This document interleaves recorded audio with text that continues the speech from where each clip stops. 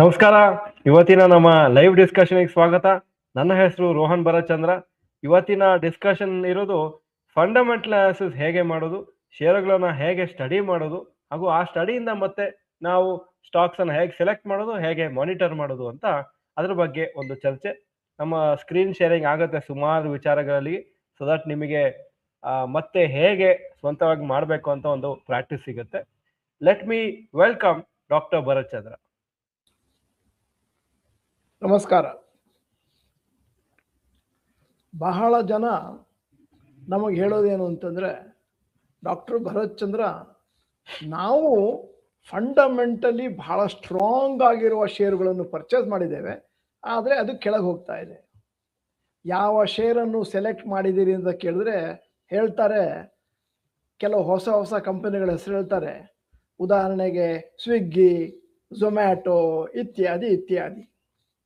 ನೀವು ಆ company history ತೆಗೆದು ನೋಡಿದ್ರೆ ಅಲ್ಲಿ ಯಾವ ಪ್ರಾಫಿಟ್ ಇವತ್ತಿನವರೆಗೆ ಬಂದೇ ಇಲ್ಲ, ಕೇವಲ ಲಾಸಲ್ಲಿದ್ದಾರೆ, ಪ್ರತಿ ವರ್ಷ ಲಾಸಲ್ಲಿದ್ದಾರೆ.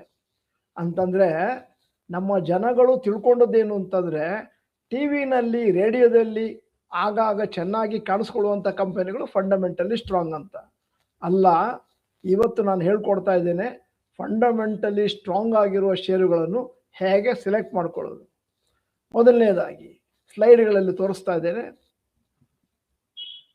Fundamental analysis is a method to decide which stocks are worth buying for long term. Share ಮಾರುಕಟ್ಟೆಯಲ್ಲಿ ಎರಡು ಥರ, ಲಾಂಗ್ ಟರ್ಮು, ಶಾರ್ಟ್ ಟರ್ಮು. ನಾನು ಶಾರ್ಟ್ ಟರ್ಮ್ ಬಗ್ಗೆ ಇವತ್ತು ಮಾತಾಡ್ತಿಲ್ಲ, ಲಾಂಗ್ ಟರ್ಮ್ ಬಗ್ಗೆ ಮಾತಾಡ್ತೇನೆ. ಕರ್ನಾಟಕದಲ್ಲಿ ಹೆಚ್ಚಿನವರು ಶಾರ್ಟ್ ಟರ್ಮ್ ಮಾತಾಡ್ತಾರೆ, ನಾನು ಮಾತ್ರ ಲಾಂಗ್ ಟರ್ಮ್ ಮಾತಾಡ್ತಾ ಇದ್ದೇನೆ. ಇನ್ನೊಂದು ವಿಚಾರ ಕೇಳಬೇಕಾಗತ್ತೆ, ಲಾಂಗ್ ಟರ್ಮ್ನಲ್ಲಿ ಜಾಸ್ತಿ ಪ್ರಾಫಿಟ್ ಬರುತ್ತೋ, ಶಾರ್ಟ್ ಟರ್ಮ್ನಲ್ಲಿ ಜಾಸ್ತಿ ಪ್ರಾಫಿಟ್ ಬರುತ್ತೋ? ಈಗ ಲಾಂಗ್ ಟರ್ಮಲ್ಲಿ ಬರುತ್ತೆ ಅನ್ನೋರು ಎಲ್ ಅಂತ ಟೈಪ್ ಮಾಡಿ, ಶಾರ್ಟ್ ಟರ್ಮಲ್ಲಿ ಜಾಸ್ತಿ ಪ್ರಾಫಿಟ್ ಬರುತ್ತೆ ಅನ್ನೋರು ಎಸ್ ಅಂತ ಟೈಪ್ ಮಾಡಿ. ಅವಾಗ ನನಗೆ ಗೊತ್ತಾಗುತ್ತೆ ನೀವು ಯಾವ ಥರದ ನಾಲೆಜನ್ನು ಇಟ್ಕೊಂಡಿದ್ದೀರಿ ಸ್ಟಾಕ್ ಮಾರ್ಕೆಟ್ ಮೇಲೆ ಅಂತ. ಆದಷ್ಟು ಬೇಗ ಟೈಪ್ ಮಾಡಿದ್ರೆ ನಾನು ಮುಂದಕ್ಕೆ ಹೋಗ್ಬೋದು.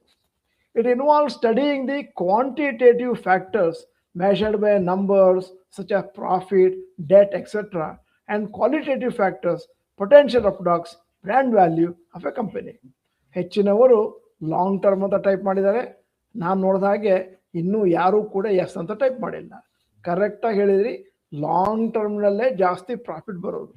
ಯಾಕಂತಂದರೆ ಲಾಂಗ್ ಟರ್ಮ್ನಲ್ಲಿ ನಿಮ್ಮಲ್ಲಿ ವೆಲ್ತ್ ಕ್ರೋಢೀಕರಣ ಆಗ್ತದೆ, ಸಂಪತ್ತು ಕ್ರೋಢೀಕರಣ ಆಗುತ್ತೆ.